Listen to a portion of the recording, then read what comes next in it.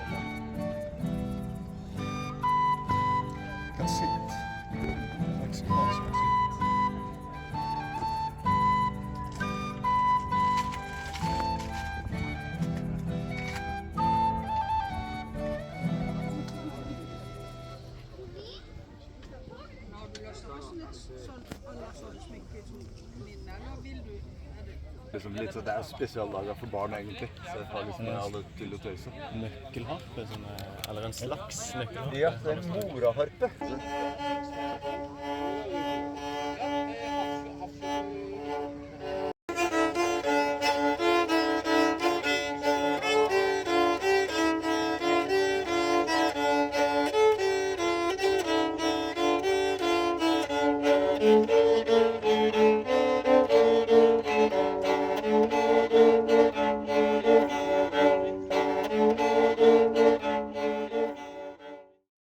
So this was filmed a few weeks ago in July, and I was kind of tired, so I didn't film a lot. So it was kind of a short vlog, but I hope you liked it nonetheless.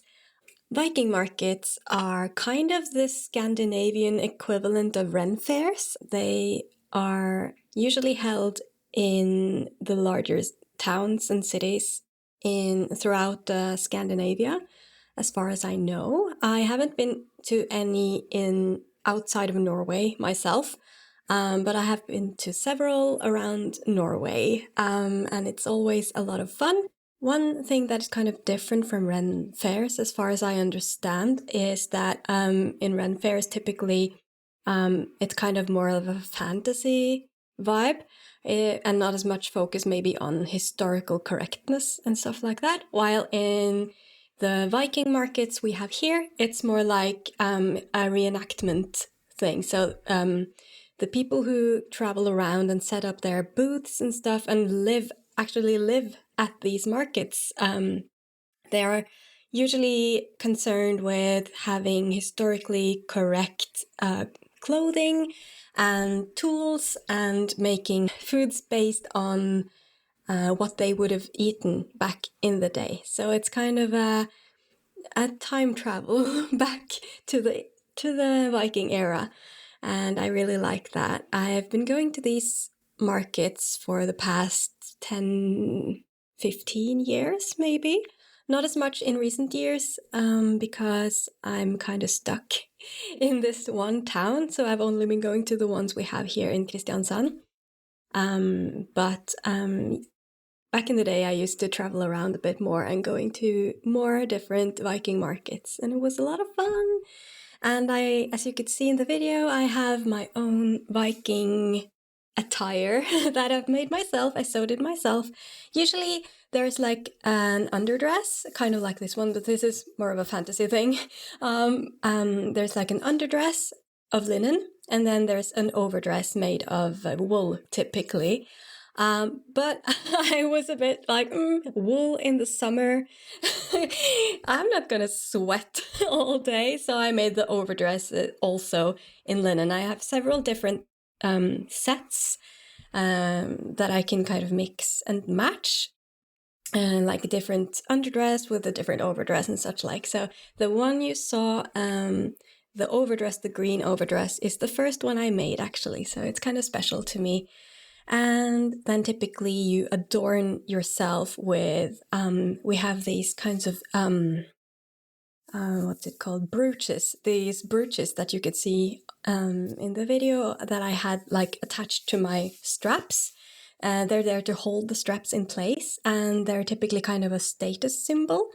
And usually they're, all of the jewelry and accessories are usually made as replicas of actually like historical jewelry that has been found, like archaeological finds. So that's kind of cool. So yeah, I don't remember where mine are like the originals are from, but mine are both bronze and silver, and they cost a lot. Like, of course, a lot of these things are going to be really expensive because they are handmade after all. So, but anyway, yes, I'm kind of a history buff, so I really like a lot of aspects of Viking history. A lot of aspects were not so nice, of course, like the whole plundering and killing and enslaving people thing. That was not a good look. Not good.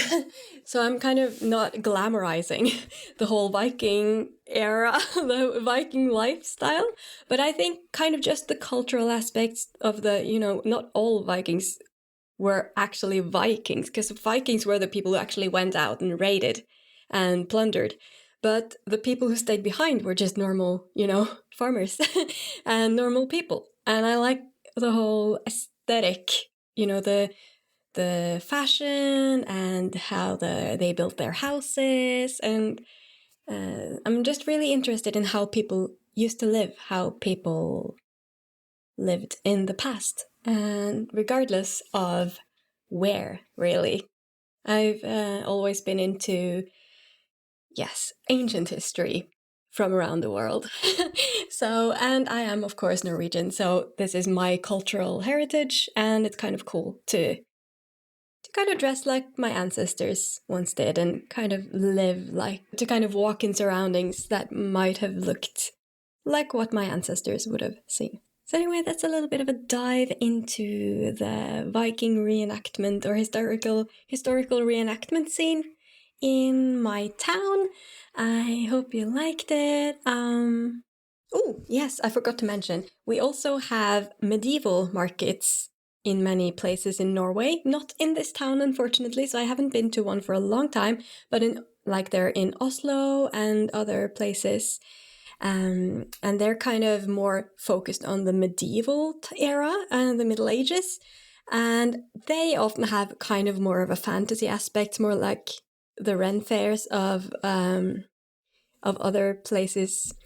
So as you can see behind me, I have this very beautiful medieval style gown. So I used to be really, kind of more into that actually than the Viking stuff, because aesthetically I just really like the look of like the Middle Ages or the medieval style dresses and architecture and stuff like that. So that's actually more to my liking than the Viking era, the Viking markets and stuff. But you know, there are bonuses on each side. So I'm personally very interested in Norse mythology, for example, and the pagan roots of my culture. And not that I am spiritual or anything myself, I just think it's very fascinating. So in that sense, the Viking markets and the Viking era is more interesting.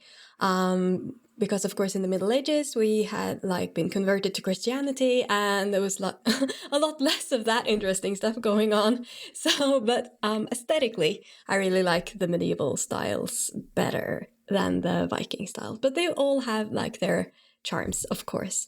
So I hope that maybe next year I will be able to travel to Oslo for the Oslo Medieval Festival, because that's always been like my favorite thing to do in the summer before I moved down here to Kristiansand, because I am from the Oslo area originally. And then maybe I will be able to wear my beautiful medieval gowns again. But I'm thinking maybe I should just do a photo shoot or something soon and wear it anyway. Because I'm missing that kind of... I used to be very, very much into fantasy and medieval styles and kind of do a lot of photo shoots, and I was very like a fairy creature kind of thing, and I had my blog and I had my little community of fantasy style people. So I kind of miss that whole thing. I miss that whole part of me before I kind of fell into more Japanese fashion and stuff like that. So I'm thinking maybe I'm gonna get back into that a little bit sometimes, but we'll see. I'm rambling now, really. This is not what you came for, probably.